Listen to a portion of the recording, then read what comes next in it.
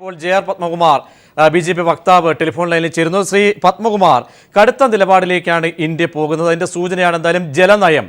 ഈ ജലനയം നമുക്ക് ഗുണകരമായ രീതിയിൽ പാകിസ്ഥാൻ എത്രത്തോളം സമ്മർദ്ദം ചെലുത്താൻ കഴിയുന്ന ഒരു ഫാക്ടറായി മാറുന്നുണ്ടോ, അതോ ഇപ്പോൾ പാകിസ്ഥാൻ പറയുന്നത് പോലെ അന്താരാഷ്ട്ര വേദികളിൽ ഈ വിഷയം ഉന്നയിച്ചാൽ ശക്തമായ തിരിച്ചടി ഇന്ത്യക്ക് ഉണ്ടാകും? കാരണം 60-ൽ ഉണ്ടാക്കിയ ഈ കരാറ് പലപ്പോഴും അതിനുശേഷം നടന്ന വലിയ രാജ്യങ്ങൾ തമ്മിലുള്ള വലിയ സങ്കീർണമായ പ്രശ്നങ്ങൾ, യുദ്ധമടക്കം വന്നപ്പോഴും ഒന്നും തന്നെ നമ്മൾ അത്തരത്തിലുള്ള ഇടപെടൽ നടത്തിയിട്ടില്ല. ഇന്നിപ്പോൾ ഈ സ്ഥിതിക്ക് ഒരു ഇടപെടൽ നടത്തി പല ഉടമ്പടികളും റദ്ദാക്കുന്ന തരത്തിലേക്ക് പോയി കഴിഞ്ഞാൽ തിരിച്ചടി ഉണ്ടാകുമെന്ന പാകിസ്ഥാന്റെ മുന്നറിയിപ്പ് യുക്തിഭദ്രമാണോ, അതോ മറ്റ് രീതിയിൽ ചർച്ച ചെയ്യപ്പെടേണ്ടതാണോ? ഇന്ത്യയെ സംബന്ധിച്ചിടത്തോളം ഇന്ത്യയുടെ നമ്മുടെ അതിർത്തി സംരക്ഷിക്കുകയും ഇന്ത്യയുടെ ജനങ്ങളെയും സംരക്ഷിക്കുക എന്നുള്ളതാണ്, ഈ ഗവൺമെന്റിനെ സൈനികരെ സഹായിക്കുക എന്നുള്ളതാണ് ഇന്ത്യ ഗവൺമെന്റിനെ സംബന്ധിച്ചിടത്തോളം ഏറ്റവും പരമപ്രധാനമായ കാര്യം. അപ്പൊ അതിനെ സംബന്ധിച്ച് ഇപ്പോ പാകിസ്ഥാൻ ഈ ഗവൺമെന്റ് അധികാരത്തിൽ വന്നതിന് ശേഷം പാകിസ്ഥാനുമായി നിരവധി തവണ ഒരു സൗഹൃദം ആഗ്രഹിക്കുന്ന രീതിയിൽ പ്രവർത്തനം കേന്ദ്ര ഗവൺമെന്റിന്റെ ഭാഗത്തുനിന്നുണ്ടായി.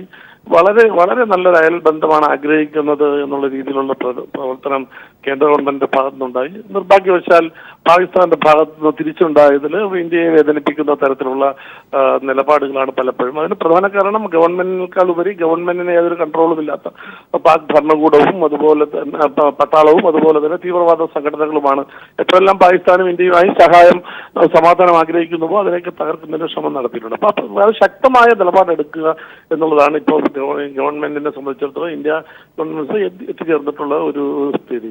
പക്ഷെ മറുവശത്ത് നമ്മൾ പറയുമ്പോഴും മറുവശത്ത് ഈ കശ്മീർ വിഷയം അന്താരാഷ്ട്ര തലങ്ങളിലേക്ക് എത്തിക്കുന്നു. പാകിസ്ഥാൻ 56ഓളം രാജ്യങ്ങൾക്ക് കത്തയച്ചിരിക്കുന്നു. കശ്മീരിൽ സ്വീകരിച്ച നമ്മുടെ നിലപാടുകളൊക്കെ പല വേദികളിലും ചോദ്യം ചെയ്യപ്പെടുമ്പോൾ ചില തോതിലെങ്കിലും ചെറിയ ശതമാനത്തിലെങ്കിലും തിരിച്ചടി ഉണ്ടാകുമെന്ന ഒരു നിലപാടിലേക്ക് നമുക്ക് പോകേണ്ടി വരില്ലേ? അല്ല, ഒരിക്കലുമില്ല. കാശ്മീർ ഇഷ്യൂ നിരവധി തവണ ചർച്ച അന്താരാഷ്ട്ര തലത്തിൽ കൊണ്ടുവരുന്നതിന് വേണ്ടിയുള്ള ശ്രമം പാകിസ്ഥാൻ നടത്തിയിട്ടുള്ളൂ. അപ്പോഴെല്ലാം പാകിസ്ഥാൻ ആ സ്ഥലത്തും തിരിച്ചടി തന്നെയാണ് കിട്ടിയിട്ടുള്ളത്. കാശ്മീർ ഇഷ്യൂ ഇന്ത്യയും പാകിസ്ഥാനും തമ്മിലുള്ള പ്രശ്നമാണ്. ആ പ്രശ്നം ചർച്ച ചെയ്ത് പരിഹരിക്കുക എന്നുള്ളതാണ് ഇപ്പോൾ ലോകരാഷ്ട്രങ്ങൾ എടുത്തിട്ടുള്ള നിലപാട്. അമേരിക്ക ഉൾപ്പെടെയുള്ള രാഷ്ട്രങ്ങൾ അങ്ങനെയാണല്ലോ എടുത്തിട്ടുള്ളത്.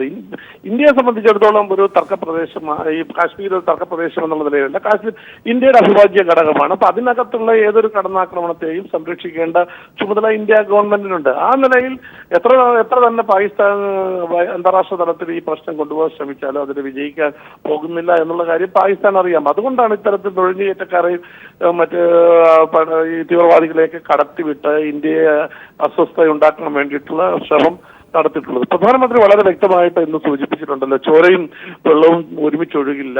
അതുകൊണ്ട് പാകിസ്ഥാനെ ഏതെല്ലാം തരത്തിൽ ഏതെല്ലാം തരത്തിൽ നമുക്ക് സമ്മർദ്ദത്തിലാക്കാൻ കഴിയുമോ ആ തരത്തിലെല്ലാം സമ്മർദ്ദത്തിലാക്കും. യുദ്ധം മാത്രമല്ല മറ്റു വഴികളും അതിനെക്കുറിച്ച് ആലോചിക്കുമെന്നുള്ളതാണ് ഇപ്പോൾ വന്നിട്ടുള്ള സൂചന.